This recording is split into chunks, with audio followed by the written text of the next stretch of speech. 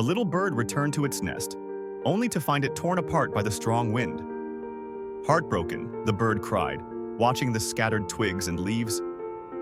It had worked so hard to build its home, and now it was gone. But after a moment, the bird wiped its tears and began again. Carefully, it gathered stronger branches and wove them tighter than before. Day by day, the new nest grew sturdier.